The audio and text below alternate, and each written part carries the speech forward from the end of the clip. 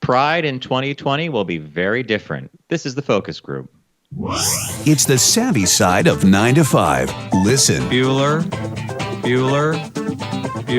Laugh. And learn. Negotiation. This is what you do in business. This is the focus group with Tim Bennett. Staunch. And John Nash. Keep your clothes looking neat and clean. We're all business. Except when we're not. Hey, welcome to the focus group. John Nash here with my good friend and co-host Tim Bennett. Find us every Wednesday live on Facebook and YouTube from 1 to 2 p.m. East. And by all means, check out focusgroupradio.com. That's where you'll learn more about us, all our audio and video, including our Tuesday podcast called Unbuttoned, which is about 20 minutes long, 3 stories. So sign up, get that, to subscribe, like, and rate. And, of course, you'll always have access to the audio and video of the focus group. Welcome to, hey, you know who we have not heard from in quite a while? Who's that? We haven't. The Pride Leprechaun. Happy Pride, gosh. Top of the Pride to you. And as we kicked off the show, we're going to talk about Pride and the marketing and business of Pride later in the broadcast. It's going to be significantly different because it's not just us who are experiencing this. Is a worldwide thing.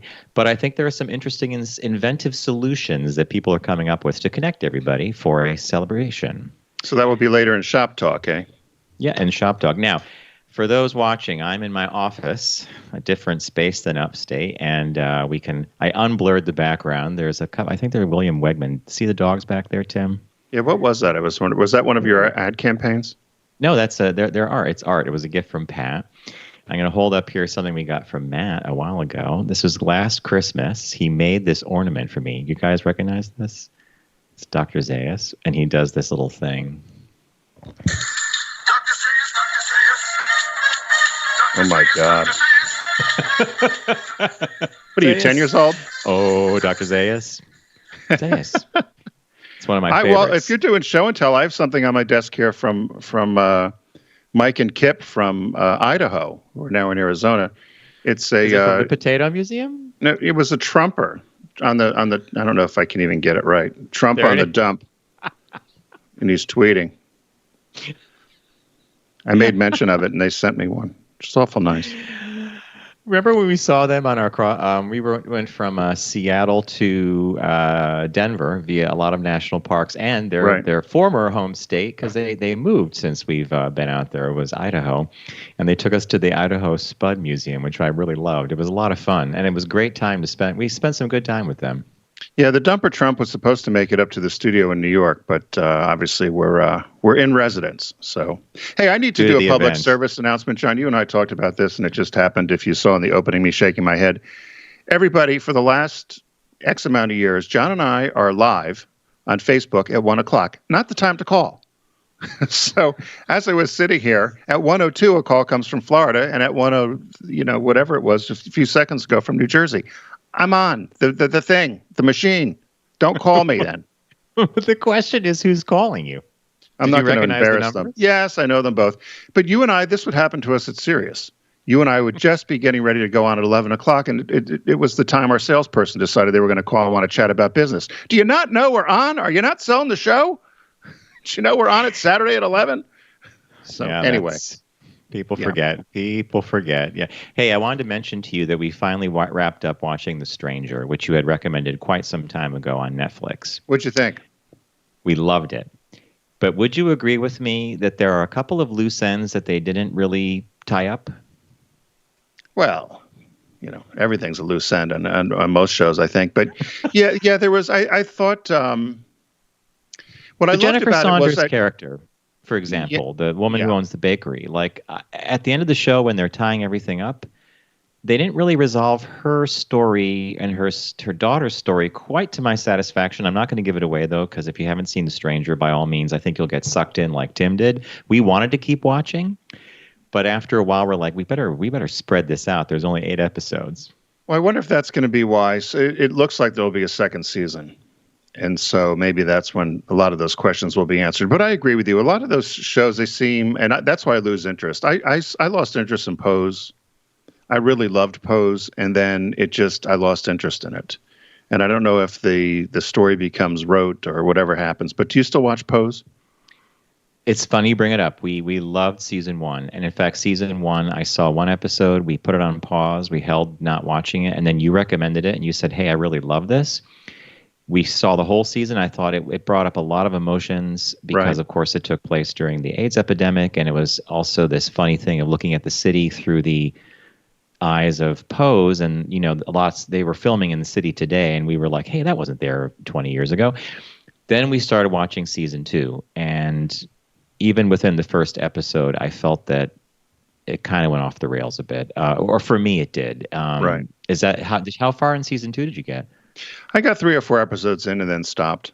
But that happens to me with a lot of these different series. Is that I'll tend to get bored, or I think I figured it out. I think I'm so smart, so I think I figured it out, so I stopped watching. But that didn't happen with me with The Stranger. It also didn't happen to me with Dead to Me, which is another one that I really love on Netflix. So if you get a chance, watch those. Bob adores Dead to Me. And he thought the second season was even almost better than the first. If you've seen the second, I didn't know how they could do a second season, and they blew it away. So it was good.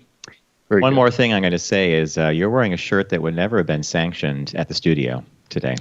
Well, I'm glad you noticed. That's why I wore it, was because we can't wear green when we're in New York. But I also laughed when I put this on because Paul in Mass, who we haven't heard from in quite a while, but he still chimes in on Facebook and gives us critique. He said to me, don't ever wear that color. You look horrible in it. So I thought I'd put it on. I look horrible in it today for Paul. Because you and I did a show and I wore a shirt this color for NASDAQ or something. You and I were at the NASDAQ. And he said to me, he says, I got one word of advice. Go home and throw that shirt away. So thanks, that Paul. was more than one word, but yeah, I get the idea. I have a word of advice, right? Go home and throw that shirt away. So. Hey, I want to let everybody know about a service that Tim and I have been using for some time now. It's called Blinkist, and Blinkist. And Blinkist takes nonfiction books and kind of gives you a 15-minute overview and takeaway, and allows you to sample the book before you actually buy it. Some are audio Blinkists, some are a lot are obviously like text-based. And I've been using it myself for quite some time now, and it allows me to explore a lot of different topics that I would not have been able to do if you had to go out and actually buy the book. And it allows you to explore things before you make the commitment. And the categories are like amazing. You could check out philosophy, investing, self-improvement, the whole bit. Like there's a big library of books to choose. And it's where I discovered a book that became one of my favorites this year called How to Think Like a Roman Emperor. And I know it sounds crazy, but the book introduces you to the Stoic philosophy that Marcus Aurelius lived by. And I thought it was super well done. And in fact, I've read the Blinkist, then I bought the book. So that's how it works for me. Have you discovered anything that you're liking right now? I did. And the great thing about it is how many times have you and I picked up or said we want to get a business book or some other sort of nonfiction book, whether it's a biography or something that's even a classic. And you get into it, you're like, this isn't what I thought. So the great part about Blinkist is that it lets you get a sampling before you decide, or it gives you all the top liners or the top notes. I found one which I never heard of this guy. The book is Poor Charlie's Almanac. And it's The Wit and Wisdom of Charles Munger. Do you know who he is? Sounds very familiar to me. But so tell me about it. Well, no, he's a reclusive billionaire, and he's the vice chairman of Berkshire Hathaway, which, of course, from famous Warren Buffett. And they said he's kind of really the behind-the-scenes guy in terms of a lot of investments. And after he had a kind of just a lucky encounter with Warren Buffett and ended up working with him and for him.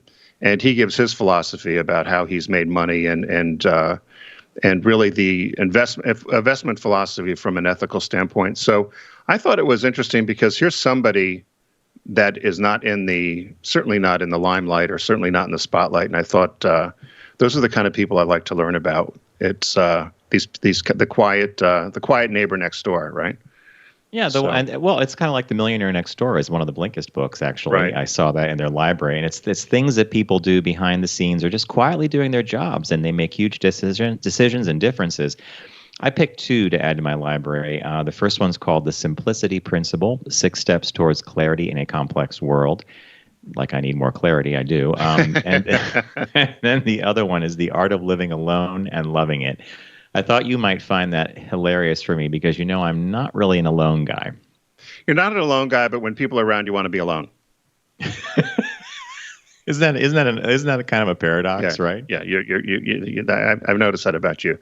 So hey, if right now there's actually a deal going on for listeners of the focus group. So for limited time, if you head over to Blinkist.com/focus, you can try Blinkist for free for 7 days and save up to 25% on your new subscription.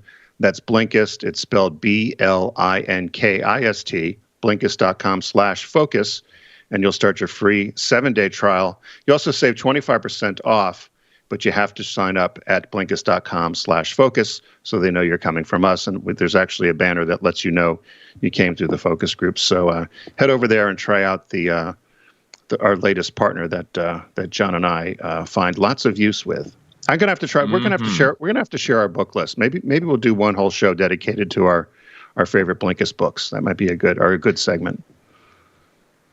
I agree. I actually agree. Because you and I have a very limited list of our favorite business books, because we often find that the themes that we encounter in these books and the techniques they're teaching you, we've seen before in different wrappings and different covers and by different authors, but they're usually in similar veins. So when you do find one that stands out, it stays on the shelf. Right. One business book with different titles. All right, so what caught your eye this week? What caught your eye? Here's what Tim and John found. So, interestingly, a book caught my eye, but is the story around a book. So the headline is Alaska's Into the Wild bus, known as a deadly tourist trap or tourist lure, has been removed by air. So one of my favorite books, and I don't know why it's set with me, Into the Wild by John Krakauer. He was a journalist with Outside Magazine. I had read an excerpt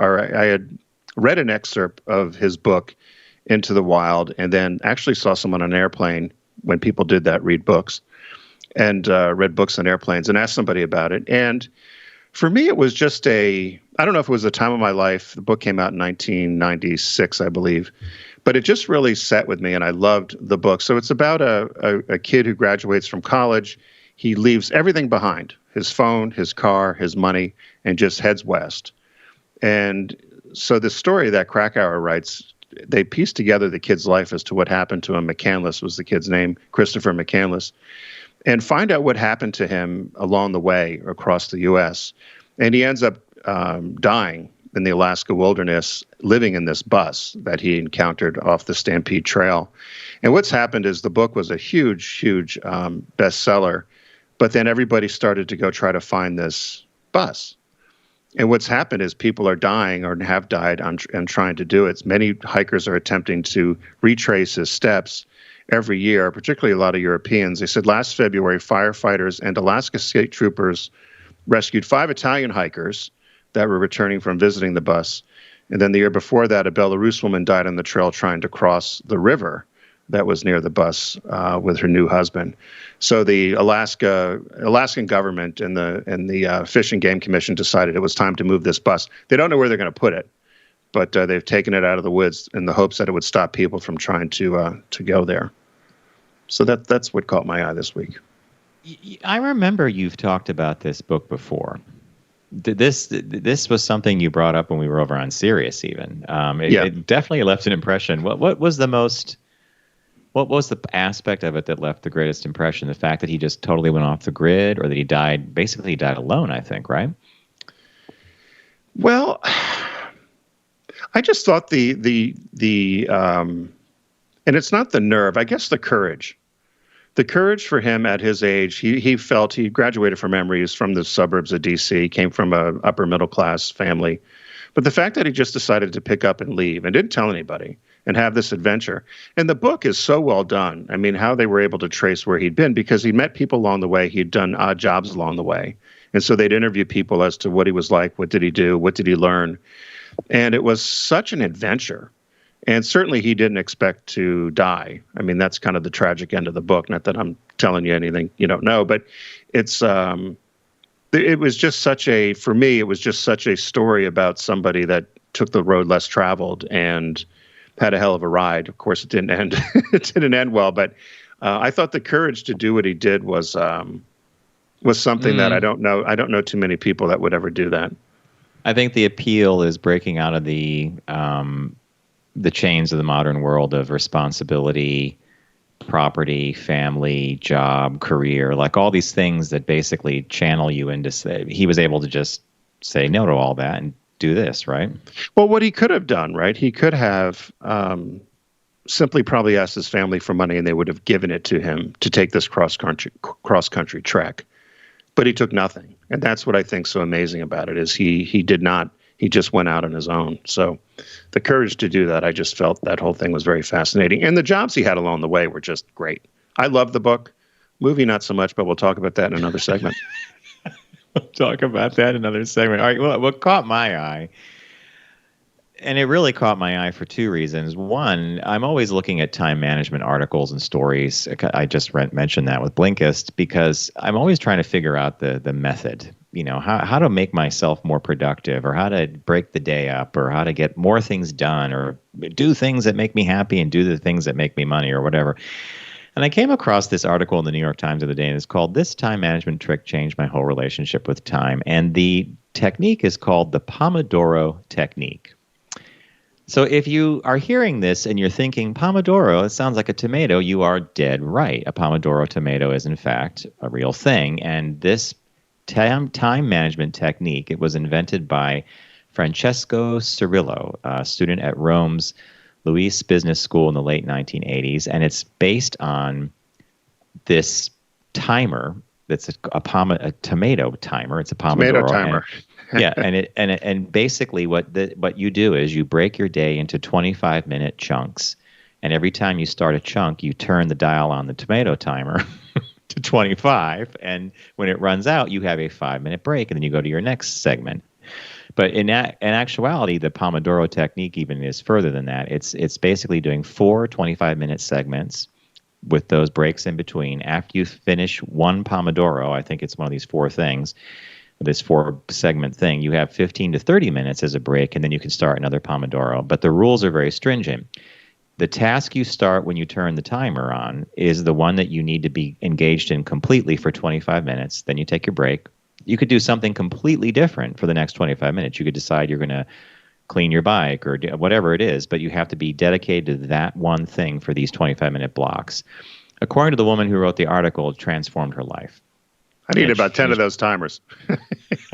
They're all going off different times.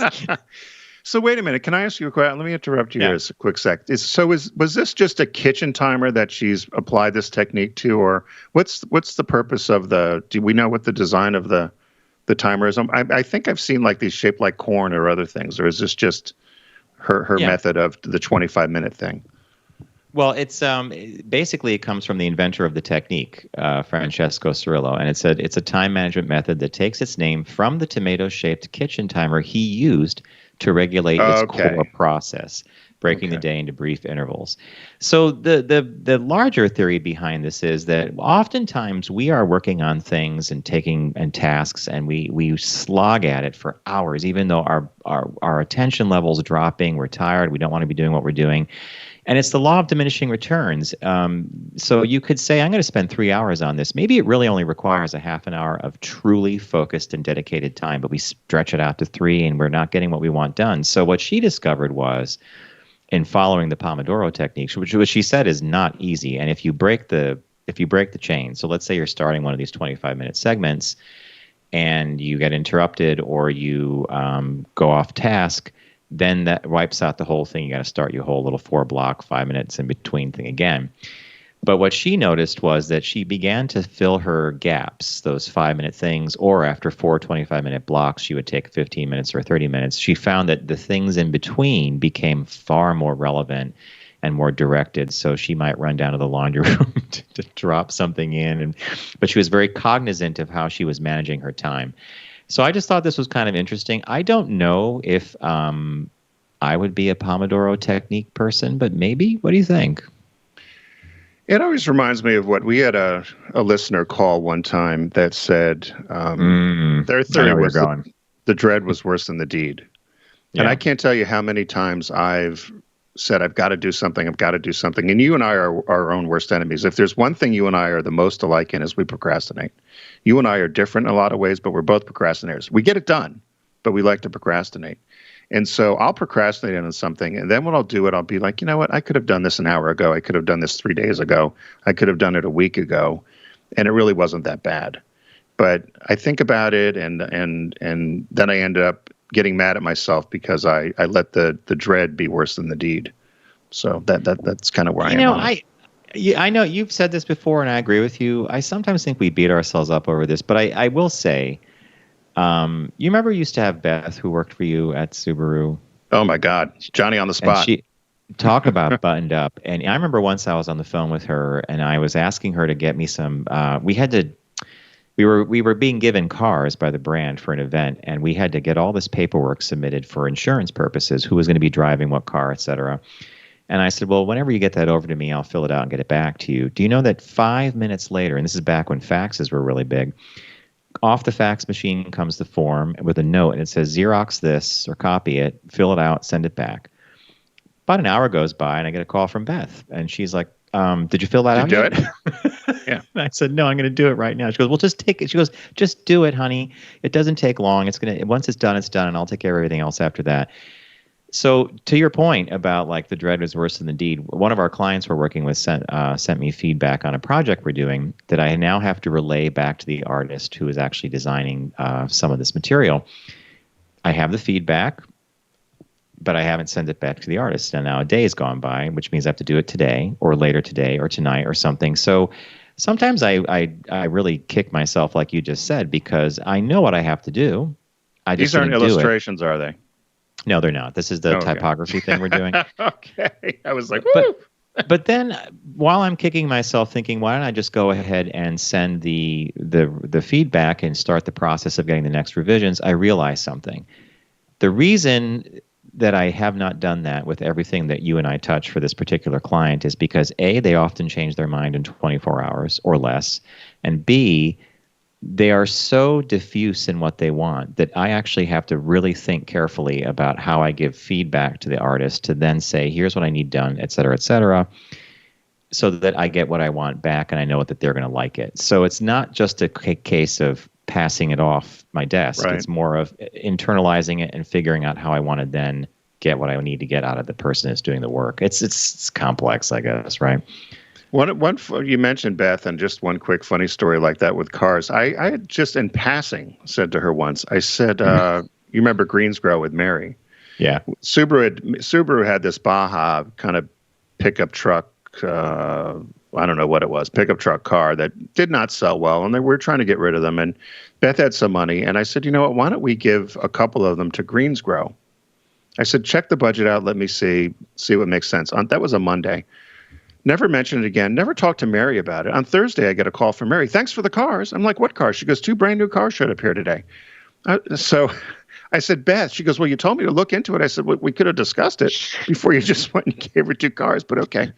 So, but it was in her budget. But no, if you said something to her once, it was done. Mm-hmm. And in many regards, I love that about her because I trusted her, and she was a great employee. Great person to work with. So I miss that. I miss Beth. Yeah. So that's the Pomodoro Technique. If you have one of those tomato timers and you feel like committing yourself to 4 stringent 25-minute blocks with 5 minutes in between, that's 1 Pomodoro. Are you going to get one? That right. You're going to get it?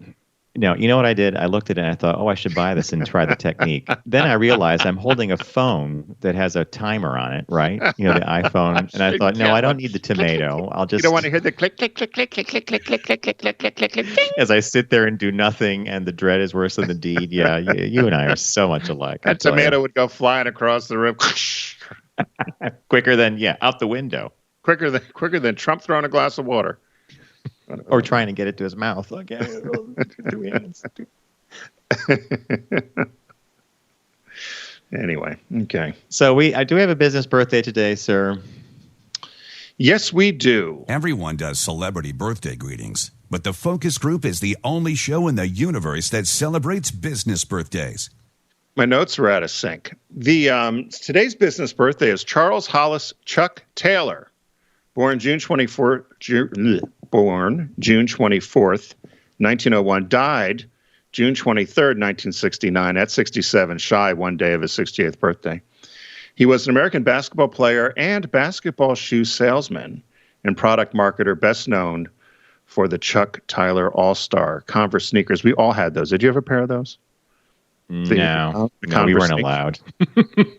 For some reason, we weren't allowed. I don't know why. Did you have sneakers? Oh, yeah, sneakers, but we weren't. The high tops were, I remember my dad one day saying, "That's for people that play basketball. You don't play basketball. No high tops." He's exactly right. So he began his career as a semi-professional basketball player in 1919. He was also a manager for the Converse All-Star basketball team in the mid-20s, and became widely known as a salesman and promoter of the Converse All-Star sneakers. So he would travel the world and travel the country, providing local basketball clinics, making special appearances, and meeting with customers in local sporting goods stores and pushing these basketball shoes. They said that when he was hired in 1921, he had come into the store and come into the factory, the Converse Rubber Shoe Company, and made some suggestions about making high tops for the support for people's ankles. And so they put the little icon or the decal on there with his name, and that's how they became the Chuck Taylors. And he sold over 600 million pairs. Whoa. Well, Converse sold. Million. Converse sold over 600 million of those Chuck Taylors. And he never got 1 ounce of commission on any of them, but he did get a salary from the company. They said that everyone who met him liked him. He would travel. He spent a lot of time doing basketball clinics and meeting coaches. And kind of this sidebar job, and this goes to this thing we always talk about, it's who you know when you want to get hired.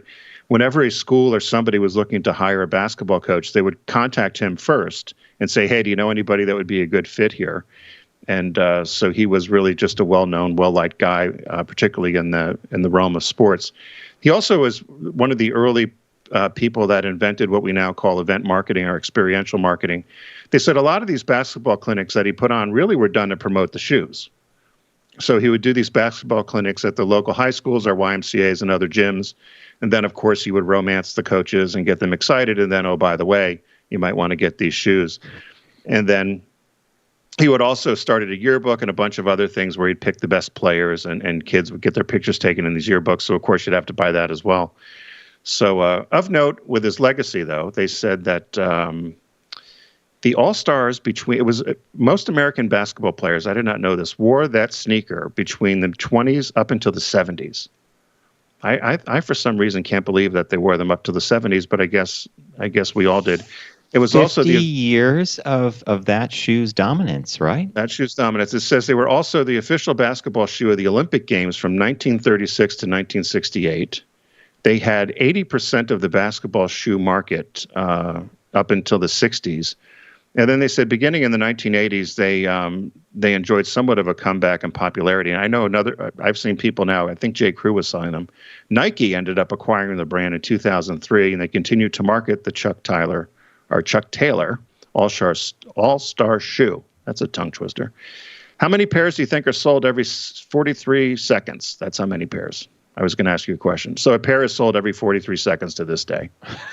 Oh, okay. So you gave me the answer with the question. Okay, right. I know. The other contribution wasn't with shoes. So one pair is sold every 43 seconds. 43 seconds to this day.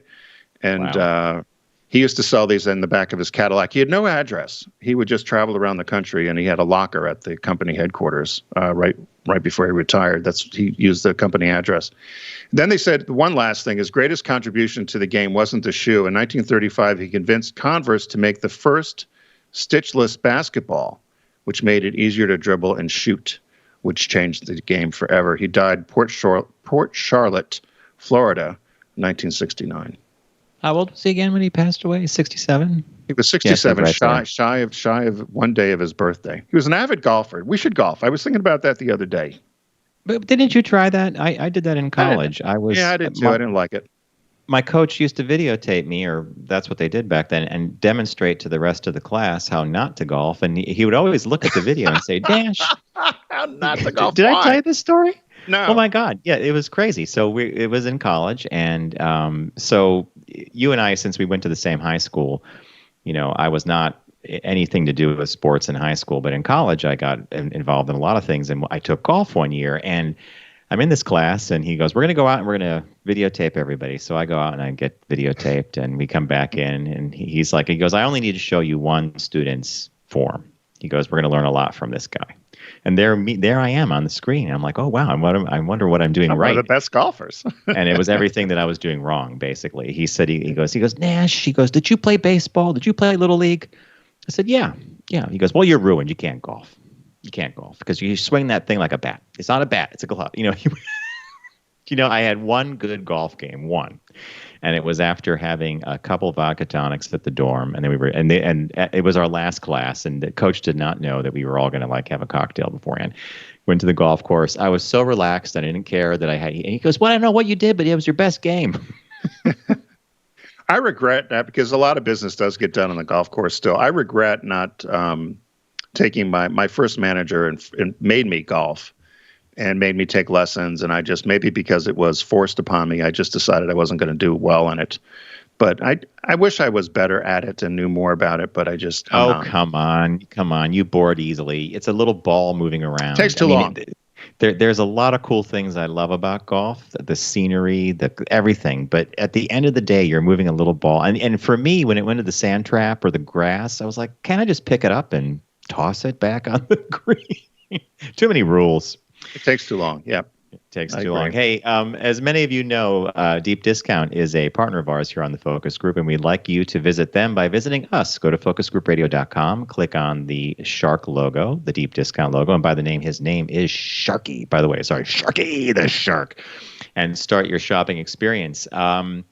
Deep Discount is running the summer site-wide sale. It's one of our favorites because we get to roam free on the site and pick whatever we want. And I end up finding a lot of things that I haven't seen in a while, et cetera, et cetera. And in honor of June and Pride Month, I picked a title that I think you might be interested in. But Mr. Bennett, what did you pick? So I picked a dual gift. Actually, aside from all the great movies and videos and DVDs and TV that you can get at Deep Discount, they also sell lots of other items, including books. And here's one where you can get the book and the movie I just talked about and caught my eye, Into the Wild. So the movie was released in 2017, and the original year that it was produced and directed by Sean Penn was 2007. And stars Emily Hirsch, Marcia Gay Harden, William Hurt, a number of other people. It's available at Deep Discount and DVD for $6.26, and then you can team it up and give it to somebody. Also, along with the book, which is a little over $11, that you could also get at Deep Discount. I explained what why I love the book earlier, but it was funny because after I did the Caught My Eye and I went to go pick the items out here on the summer sale, I thought, I wonder if they have it here. And of course, on the site-wide sale at Deep Discount, they do. So it's I liked the book. Some people always say you like the book better than the movie. I did think the book was was happier. I thought the movie was very dark. So you basically covered your bases. As gift giving goes, you basically cut CYA. You covered your ass. You're basically either gonna like the book or the movie, or you're going to like the movie and the book. Yeah, I would recommend you read the book first and then watch the movie, because I think the book goes in much more detail. And as I said, I think the book is a happier tale, or at least appears in my mind to have been happier than the movie was. But you can get them both at Deep Discount. All right. Now, I thought you were going to go with something for Pride. Happy Pride, by the way. The leprechaun. Happy Pride. Top of the Pride to you. And for your Top of the Pride pick this week, which will be a whole new segment, I picked a movie that Bob and I saw in theaters many, many years ago. It's called Beautiful Thing, and it's on DVD. And there's a lot of Mama Cass music in this movie. Do you remember this movie at all, Tim? I remember hearing of it. I don't think I've ever seen it. Oh, I think you'd enjoy it. Okay, so Shy Jamie, a young guy, and Athletic Steve are teen boys who live near each other in the London projects. And that's a whole thing about this movie that's really fascinating. Both boys think they could be gay and finally explore their feelings when Steve is allowed to stay over at Jamie's place after an incident with his abusive father. There, the boys grow close and open themselves up to the idea of homosexuality, while Jamie's caring mother, Sandra, and quirky teen neighbor Leah. This is a breakout role. The woman who plays Leah, the young woman, she's obsessed with Mama Cass, and she thinks she's Mama Cass. It's hysterical. But at the end of the movie, it's got this edge to it that I would associate with Thatcher England. You know, there's you know what I'm getting at? There's a roughness or a coarseness to it because the economy was so bad there for so long. They live in this project, and the boys discover them, you know, that they have this in common. And it's a really fun, well-told tale, I'm sorry. And the end is very, very fulfilling, let's put it that way. So I recommend Beautiful Thing on DVD. If you have not seen it, pick it up. It's $17.49. It's won all kind of awards from when it came out, and I think you'd really enjoy it. Wow. Well, and then the new release this week is from South Park, and I have to admit, I have to admit that I've been really bad about my South Park viewing because South Park really is they do lots of things that many others could not get away with. So this is the complete 23rd season on Blu-ray. It's something John and I have talked about because one of our clients, a lot of it focuses on Randy Marsh's marijuana farm named Tegrity Farms. Integrity. And Integrity. Have you watched any of these episodes? I've watched some of the Tegrity, and I cannot stop laughing. So, you know, if you're a South Park fan, there's a character named Towley that pops into South Park now and then, and Towley's always stoned. I'm the worst character ever. Towley, you're stoned. I know. Things like that. Well, this whole Tegrity arc was so hilarious and so believable that I think someone registered the name. And there may even be a company in Colorado that may actually either work with the South Park gang or try to figure out how to market Tegrity cannabis. I think it's hysterical. So this was one of those seasons where they just had a lot of fun. They even changed the opening credits and the music to match the different themes that were going on. So can you believe, though, it's 23 seasons of some of the most hilarious content out there. And I think as the cartoons go, you've always been fascinated by this because you often said to me, how did they do it so quickly? So something happens in the news, and like not more than 2 or 3 weeks later, boom, shows up as a South Park episode. Wow. And that's what I love about it. It's current in the sense that they're pulling their themes and their stuff directly out of the news, and they can make it happen within a few weeks. And they often do great storytelling. So season 23, right? Blu-ray. Yep. So head over to focusgroupradio.com, click on the deep discount logo. It's the site-wide summer sale. I picked Into the Wild. You could also get the book there as well at deep discount. John picked Beautiful Thing on DVD, and the new release this week is South Park, the complete 23rd season on Blu-ray. What do you have to say, Garrett? Thanks, Deep Discount. We're going to take a quick break. When we come back, we're going to talk a little bit about Pride and what's going on with celebrations this month. So stay with us. You're listening to The Focus Group with Tim and John. Learn more at focusgroupradio.com.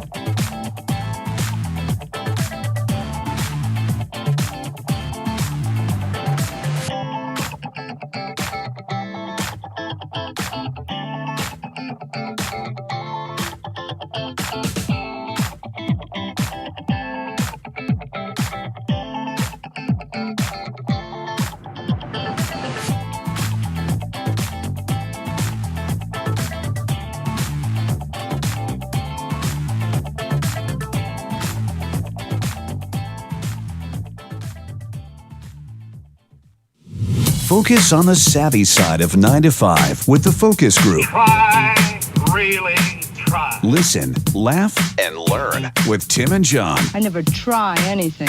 I just do it.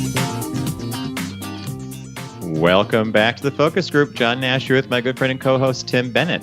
FocusGroupRadio.com is where you want to go to learn all about us and the show, and including Unbuttoned, our Tuesday podcast. And of course, this show, Focus Group, is available as an audio podcast as well. So right before the break and at the top of the show, we were talking about how different Pride was going to be in 2020. And to contrast that, or to set it up, this particular article that I pulled from CNBC, I think, does a good job.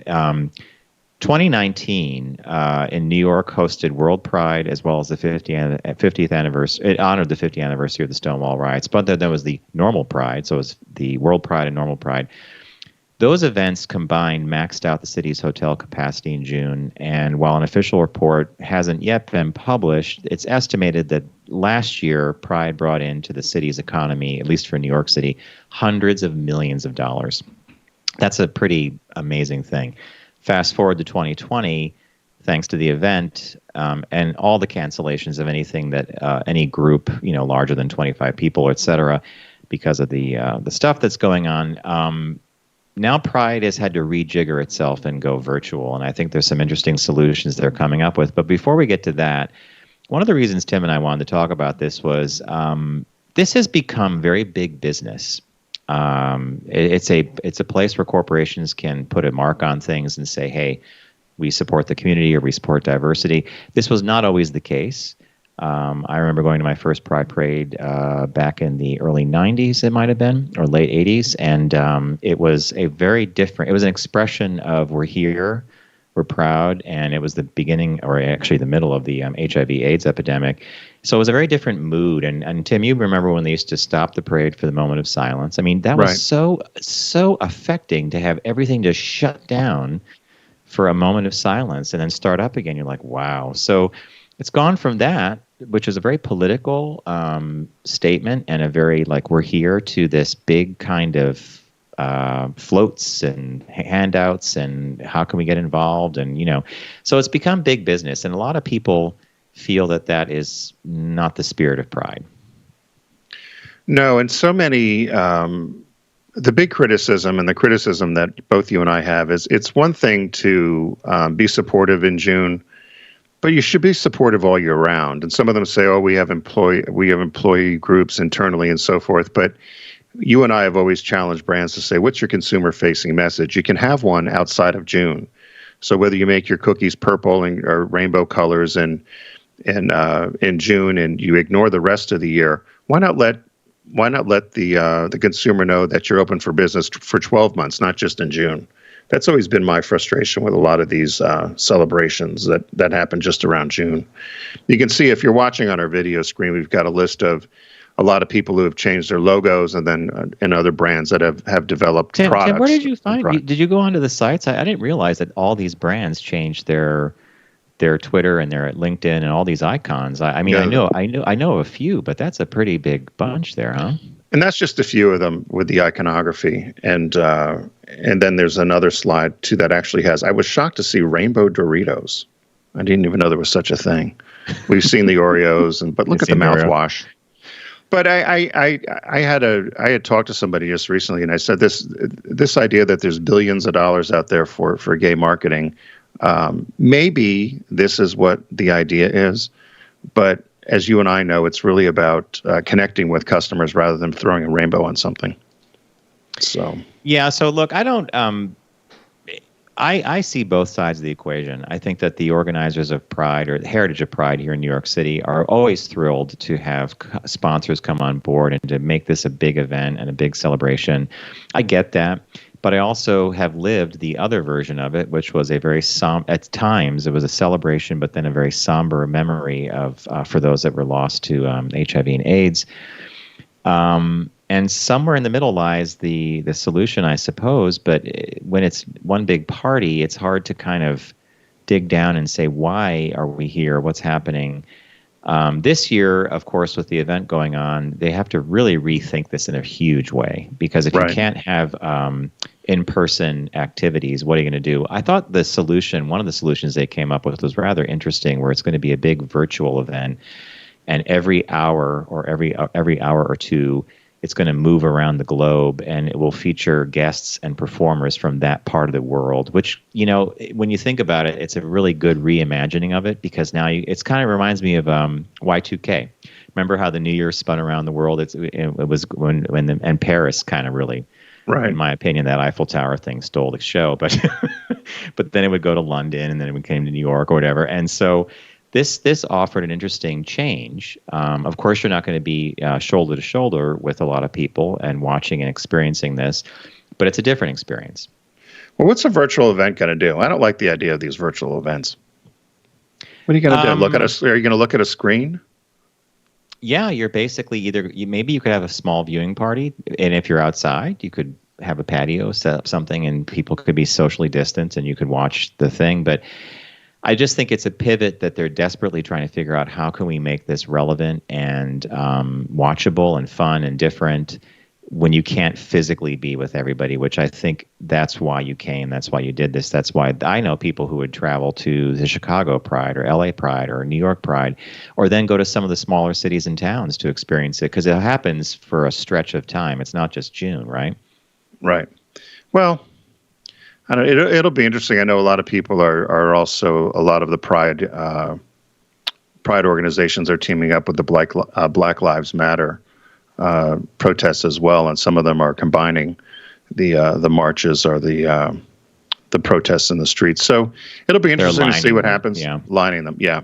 So it'll be interesting to see what happens. I just think I understand we had to do virtual graduations for kids in school, but sometimes these virtual things, I just wonder, maybe there's something else you can do. I don't know, but I don't know what a virtual Pride event would be. Well, you're going to find out. Yeah. So. Hey, I think we have Don on the line from Alabama. Don, are you there? Hi, guys. Not my normal subject, but I will say, having done Pride events going back to the mid-'80s, I will take Doritos doing rainbow Doritos. I will take any of the corporate, involvement and engagement, because I can vividly remember police escorts for Pride parades, death threats, counter demonstrations. I worked on the quilt project. I remember when we used to carry sections of the quilt out for display, and the kinds of reactions we get. It astounds me that just last week in this country, the Supreme Court said, if you're gay, you can't be fired. And in this state that I live in, everyone I know who doesn't work for the federal government or a Fortune 500 company cannot be openly out because they are terrified of losing their job. And again, for us, just last week, that changed. Yeah, Don, that is thank you for bringing that up, by the way. I always love when you call. You bring up an amazing point, because one thing I have never said, or maybe I've said it once or twice, going to a Pride parade in the late 80s or early 90s was quite the act of standing up and being out, because if a coworker saw you, it's exactly what you said. You actually had your career on the line when you did this. And now here we are in 2020, and finally the Supreme Court says, yes, the Civil Rights Act of 1964 covers this type of thing, from this type of job discrimination or firing from your job. You are absolutely right, and thanks for that insight. Yeah, I just want to pass it on. And in Atlanta, Pride was bigger than the Super Bowl as far as total economic impact. Pride in Atlanta is massive. It is massive, and it is actually a full 4-day event. And it's not uncommon to have 300,000 people in Atlanta in Piedmont Park for Pride on Sunday. Wow. So it sounds like well, you just read my mind. It sounds like the focus group needs to do a little visit to the Pride Atlanta. I think that will be, that's a good stake to put in the sand for 2021, since 2020 is turning out to be a transitional year. I like the word transition, but yeah, okay. Wow. Well, thank you for the call, Don. Thanks, guys. And thanks for reminding me about that, too. It was a very different time period, and I think that we all forget that, especially now. Yes. All right, Mr. Bennett. How brutal it was. Yes, good point, Don. Thanks for reminding us of that. Hey, Steve and Garrett, are you there? No. No. We forgot. We didn't say. Look at how long Steve's hair's gotten, John. Look at that. Getting a haircut on Saturday. You are. I think you should let it go. Yeah. No. Get your hair cut, Steve. You're going to love it. You're going to leave the salon, and you're going to be like, yeah, I'm back. It's going to feel like I lost weight. Like, there's so much hair on here. I'm going to be walking light. I'm thinking of letting mine go all year. Oh, okay. I'll get you some barrettes. What do you think? I'll get you some butterfly barrettes, little pink things you could put in your hair to keep off your face. I bet Garrett's cut his own. Garrett, how's your hair doing? No, it's still bad. Garrett has a barber. Garrett, I always know when Garrett and Steve, when we were in the studio, you could always tell when those guys got haircuts, because you both have good barbers, good haircuts, good shaped heads. I think Steve looks like he looks like he's a musician. I think Steve should let his go. Me too. Okay, so Tim, if you were a musician, is he bass guitar? Is he frontman? Is he drummer? What is he? I gotta be a singer. I don't play any instruments. So well, no, in an imaginary world, we're just being imagined. But you look like one of those '60s guys in one of those boy bands that wore the khakis and the white shirt and did doo wop or doo wah rah or whatever. Like the Beatles. Diddy dum diddy do. Yeah, some of that. All right, I can sing that. Do you think Steve is like a beach boy? He could be. Let's go surfing now. Everybody's come on a safari with me. Da-da-da. Or he could have been one of Wally's. I don't want to be a rock star anymore if that's what I got to sing. You could have been one of Wally's friends. Do you think on he's like the a beatnik or something? Is that what you're? Yeah, beatnik. That's it. A beatnik. That's a good one. Could have been one of Wally's friends, maybe too, on the Beaver. But we'll see. Yeah, exactly. So anyway, we hope you guys are doing well. Hey, everyone! Thanks for joining us today. Thanks to Steve and Garrett. Thank you, John. Thanks to all of you that are tuning in here on Wednesdays at 1 p.m. Be sure to find our podcast, which is released every Tuesday morning, TFG Unbuttoned. It's 20 minutes of John and I catching up on some stories that we found. Thanks to our friends at Blinkist. Be sure to go to Blinkist.com/focus and get a free trial plus 25% off a subscription. And then, of course, our friends at Deep Discount. Thanks for their support of us here on the Focus Group. John, you picked a beautiful thing. I picked Into the Wild, and the release this week is South Park's full 23rd season. 23 seasons already. Wow. Everyone, don't text and drive. Arrive alive, and we'll see you next week. It's the Focus Group with Tim Bennett and John Nash. Accessible on all platforms. Subscribe, like, and rate us on your platform of choice. Learn more at focusgroupradio.com. That was a stunning focus group.